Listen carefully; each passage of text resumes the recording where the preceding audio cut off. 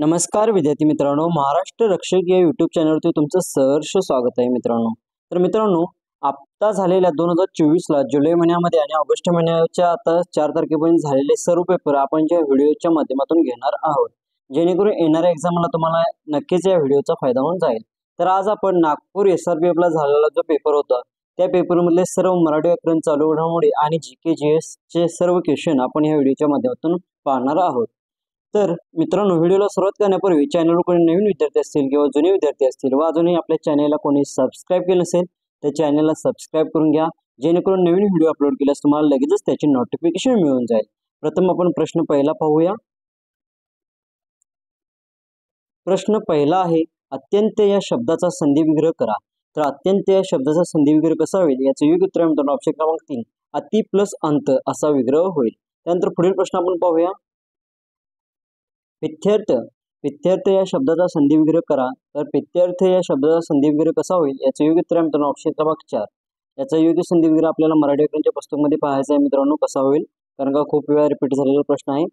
तिसरा पाहू आपण, चिदानंद या शब्दाचा विग्रह टिंबटिंब असा आहे। तर चिदानंद या शब्दाचा विग्रह कसा आहे तर याचे योग्य उत्तर मित्रांनो ऑप्शन क्रमांक 1 चित्त प्लस आनंद असा विग्रह होईल। त्यानंतर पुढील प्रश्न आपण पाहू, षण्मुख या शब्दाचा संधी विग्रह करा। तर षण्मुख या शब्दाचा संधी विग्रह कसा होईल याचे योग्य उत्तर मित्रांनो ऑप्शन क्रमांक 4 षट प्लस मुख असा होईल। मित्रांनो, संधीवरले प्रश्न रिपीट झालेले आहेत, 4 क्वेश्चन रिपीट झालेले आहेत। संधी हा टॉपिक परफेक्ट करा। धातुसाधित नाम नसलेला पर्याय कोणता? तर धातुसाधित नाम नसलेला पर्याय याचे योग्य उत्तर मित्रांनो ऑप्शन क्रमांक 4 सत्य हा धातुसाधित नाम नाही आहे। पळणे, रडू, हसू हे सर्व धातुसाधित नामे आहेत। त्यानंतर पुढील प्रश्न आपण पाहू, प्रश्न 6वा, भाववाचक नामाबद्दल खालीलपैकी चुकीची जोडी शोधायची आहे। तर भाववाचक नामाबद्दल चुकीची जोडी कोणती आहे तर याचे योग्य उत्तर मित्रांनो ऑप्शन क्रमांक 2 नवल, नवेली हे भाववाचक नामाबद्दल चुकीची जोडी आहे।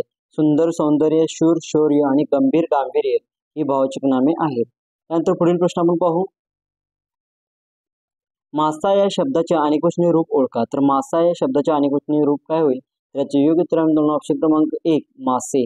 लक्षात ठेवा, ह्यातले प्रश्न रिपीट झालेले चालू घडामोडीचे खूप महत्त्वाचे प्रश्न आहेत आणि झालेल्या प्रश्नपत्रिकेमधले 2-3 क्वेश्चन तर रिपीटेड होतातच। त्यानंतर पुढील प्रश्न आपण पाहू, हंस या शब्दाचा विरुद्धार्थी लिंगी शब्द शोधा। तर हंस या शब्दाला विरुद्धार्थी लिंगी कोणता आहे तर याचे योग्य उत्तर मित्रांनो ऑप्शन क्रमांक 1 हंसी। मित्रांनो, व्हिडिओ कसा वाटतो व्हिडिओला लाईक करा, कमेंट करायचे की व्हिडिओ कसा आहे आणि इतर मित्रांना हा व्हिडिओ शेअर करायचा आहे। आईने मुलाला शाळेत घातले या वाक्यातील ला हा प्रत्यय कोणत्या विभक्तीचा आहे तर याचे योग्य उत्तर मित्रांनो ऑप्शन क्रमांक 3 द्वितीय विभक्तीचा आहे। त्यानंतर पुढील प्रश्न आपण पाहू, एकूण विभक्ती 8 आहेत, कारकार्थ 6 आहेत, लक्षात ठेवायचं आहे।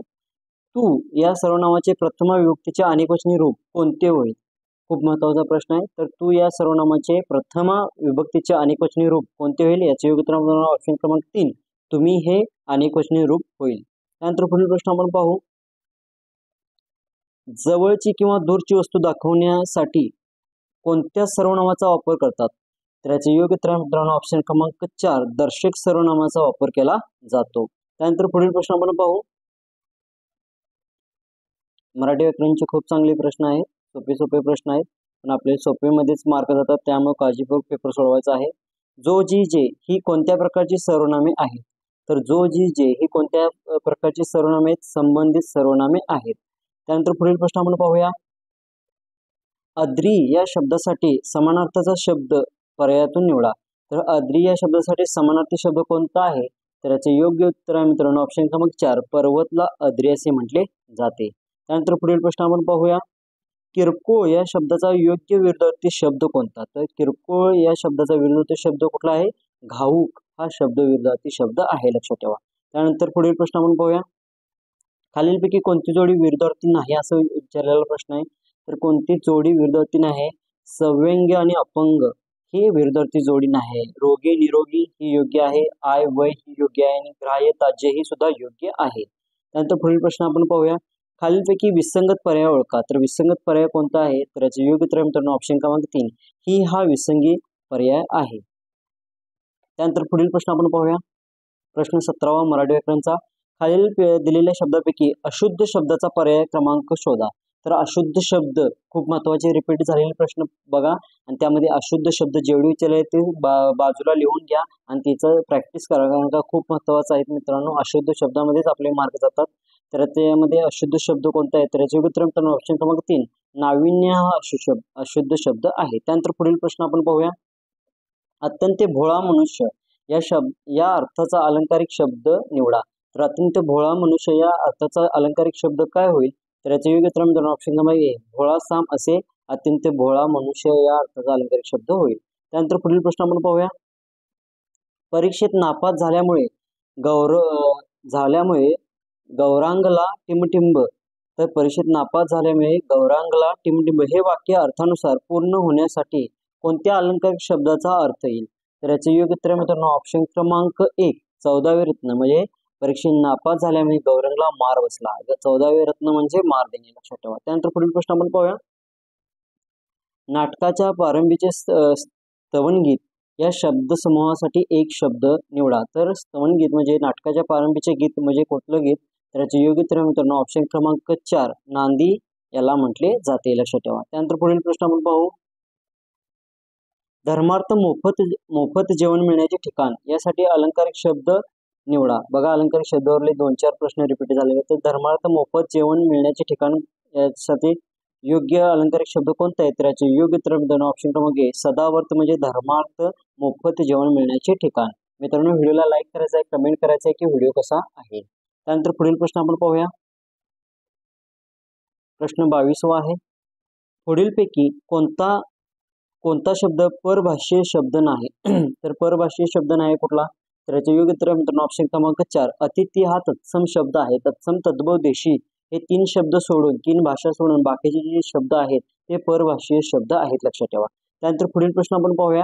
खालीलपैकी संयुक्त स्वर कोणता, तर खालीलपैकी संयुक्त स्वर कोणता, तर याचे योग्य उत्तर मित्रांनो ऑप्शन क्रमांक 4 ओ हा संयुक्त स्वर आहे. त्यानंतर पुढील प्रश्न आपण पाहूया. पुढीलपैकी मृदंग नसलेला वर्ण कोणता आहे, तर तर मृदंग नसलेला वर्ण कोणता आहे, तर 24 प्रश्नाचे योग्य उत्तर मित्रांनो ऑप्शन क्रमांक 4 य हा मृदंग नसलेला वर्ण आहे, लक्षात ठेवा. ट ठ ड ढ न म हे काय येतात मृदंग वर्णमालिकेत मृदंग वर्गामध्ये येतात, लक्षात ठेवा. आणि र श आणि र हे सुद्धा मृदंग वर्णामध्ये मोडतात. त्यानंतर पुढील प्रश्न आपण पाहूया. खाली दिलेल्या संधीतून व्यंजन संधीचा गटात न बसणारा पर्याय निवडा. तर खाली दिलेल्या संधीतून व्यंजन संधीच्या गटात न बसणारा पर्याय कोणता आहे, तर 25चे योग्य उत्तर मित्रांनो ऑप्शन क्रमांक 4 गायन हा आहे. त्यानंतर पुढील प्रश्न आपण पाहूया. प्रश्न जीकेचे सुरू झाले मित्रांनो. 25 प्रश्न मराठी व्याकरण झालेले. भारतातील पहिल्या बहुउद्देशीय हरित हायड्रोजन पायलट या प्रकल्पाचे उद्घाटन कोणत्या राज्यात करण्यात आले, चालू घडामोडीचा प्रश्न पडला. तर याचे योग्य उत्तर मित्रांनो ऑप्शन क्रमांक 1 हिमाचल प्रदेशमध्ये करण्यात आले. त्यानंतर पुढील प्रश्न आपण पाहूया.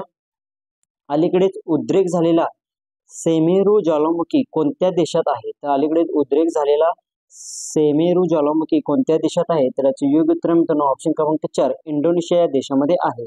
नागपूर एसएफबीला विचारलेले चालू होण्याचे प्रश्न आहेत, रिपीट नक्कीच होणार. दूरदर्शन किसान डीडी किसान चॅनेलने मे 2024 पासून कोणत्या नावाचे 2 AI अँकर सादर केले आहेत, तर याचे योग्य उत्तर आहे ऑप्शन क्रमांक 3 क्रिश शुभभूमी हे अँकर लॉन्च केले आहे. त्यानंतर पुढील प्रश्न आपण पाहूया मित्रांनो. 29वा प्रश्न आहे. आधुनिक इतिहासातील सर्व हिमनद्या गमावणारा पहिला देश कोणता, तर आधुनिक इतिहासातील सर्व हिमनद्या गमावणारा पहिला देश कोणता, तर याचे योग्य उत्तर मित्रांनो ऑप्शन क्रमांक 2 व्हेनेझुएला हा देश आहे. त्यानंतर पुढील प्रश्न आपण पाहूया.